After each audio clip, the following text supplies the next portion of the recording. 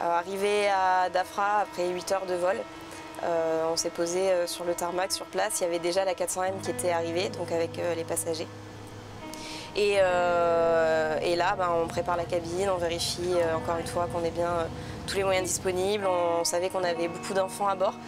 Sur le vol que j'ai fait, il y avait 260 passagers, 50 enfants et 10 bébés. Donc des gilets de sauvetage pour bébés, des couches, des biberons, du lait, toutes ces choses-là.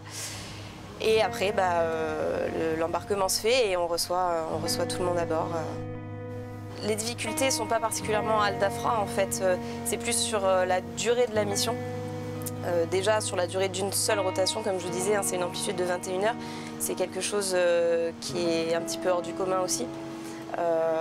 Donc forcément le personnel est quand même mis à rude épreuve au niveau de la fatigue, du rythme de travail, sachant qu'il faut qu'on soit toujours prêt à intervenir dans n'importe quelle situation. On a des passagers qui ont fait des malaises. Il faut savoir que les passagers qu'on transportait, pour la plupart étaient quand même fatigués. On a eu des bébés qui n'avaient pas mangé depuis plusieurs jours.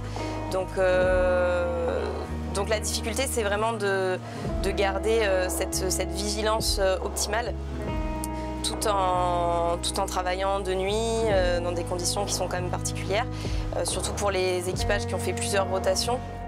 En fait, on se retrouve confronté à des gens qui partent avec rien du tout et qui sont fatigués, mais c'est mêlé aussi avec une sensation de soulagement.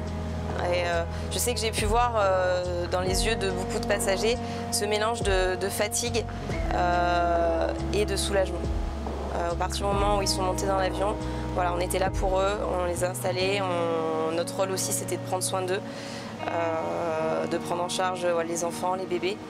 Et presque un peu un relâchement de c'est bon, on s'en va. Et avec cette petite pointe de tristesse, parce que je pense que c'est pas facile de quitter son pays dans des conditions comme ça. Ce qui m'a touchée, c'est je travaillais à l'avant de l'avion et devant il y avait donc deux parents avec deux enfants et il y avait une petite fille qui devait avoir 5 ans. Et en fait, elle était super souriante et elle était...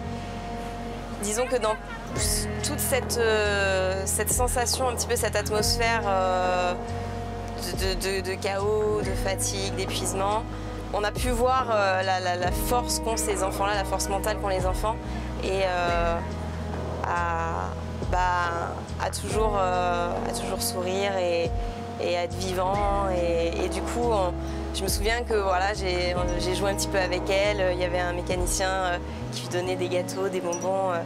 Et en fin de compte, c'était ces enfants qui allégeaient un petit peu la situation et qui apportaient une petite touche de légèreté dans tout ça. Voilà. C'était sympa.